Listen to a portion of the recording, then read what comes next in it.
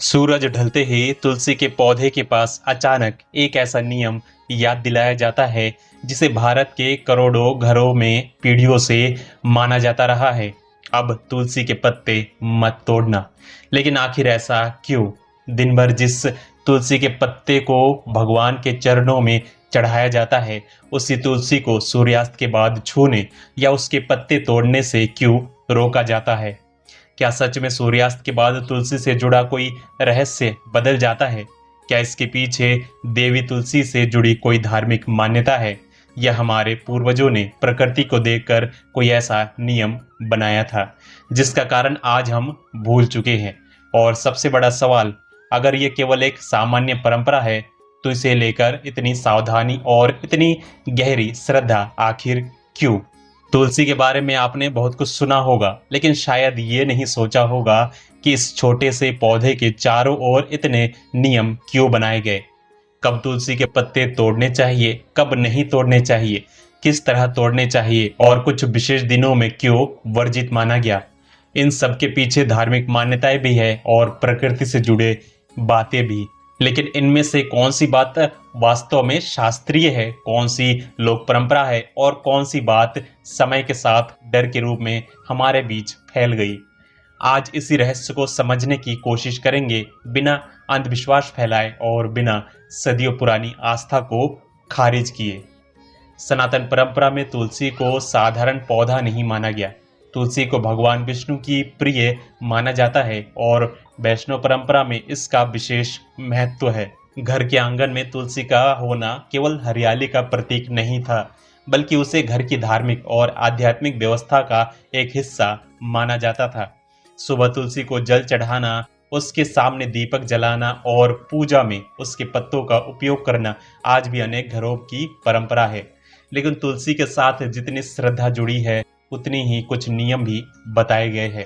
उन्हीं में से एक है तुलसी के पत्ते सूर्यास्त के बाद न तोड़ना।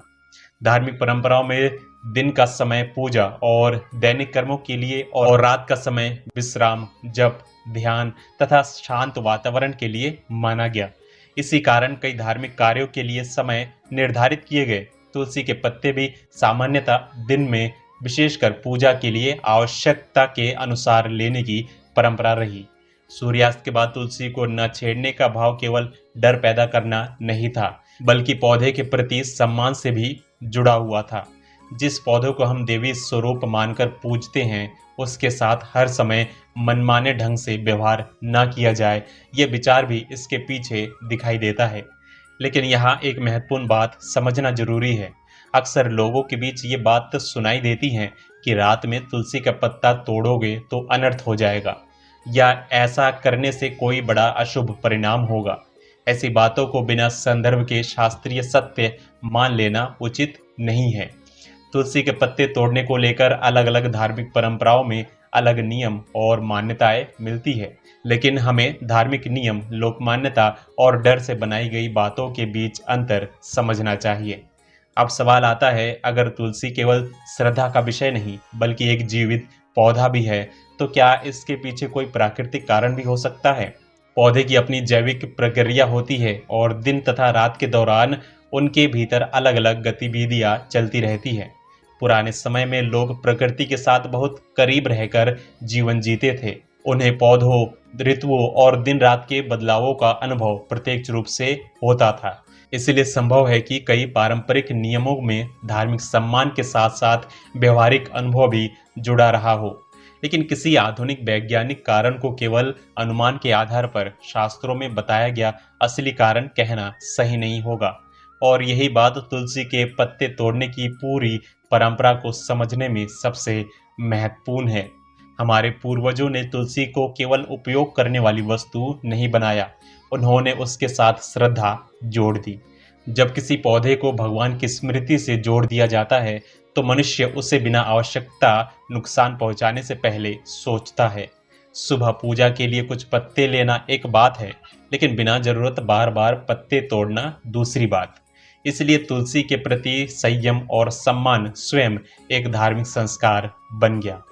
तुलसी के पत्ते लेने को लेकर भी परंपरा में सावधानी बताई जाती है।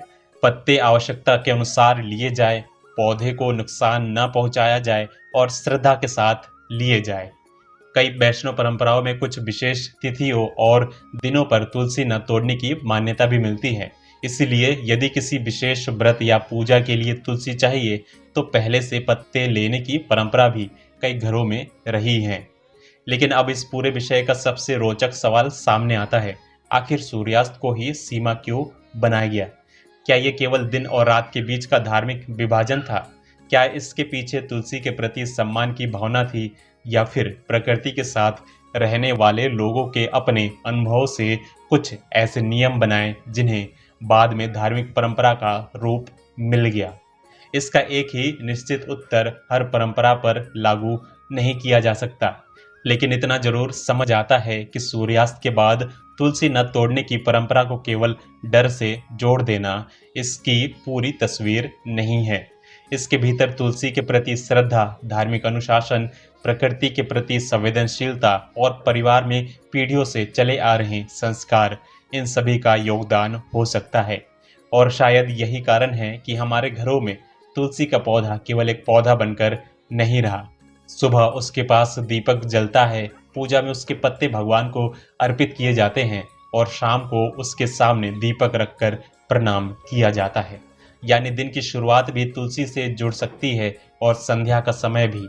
तो अगली बार जब सूर्यास्त हो और आपको तुलसी के पत्ते की आवश्यकता पड़े तो केवल ये मत सोचिए कि पत्ता तोड़ना मना है। एक बार ये भी सोचिए कि हमारे पूर्वजों ने एक छोटे से पौधे के साथ इतना गहरा सम्मान और अनुशासन क्यों जोड़ा। शायद इस परंपरा का सबसे बड़ा रहस्य किसी डरावनी शक्ति में नहीं, बल्कि उस सोच में छिपा है जिसमें प्रकृति को केवल इस्तेमाल करने की चीज नहीं बल्कि सम्मान देने योग्य माना गया। और यही कारण है कि तुलसी आज भी करोड़ों घरों में केवल पौधा नहीं, आस्था का जीवित प्रतीक बनकर खड़ी है। तो प्रेम से बोलिए राधे राधे, जय श्री कृष्ण।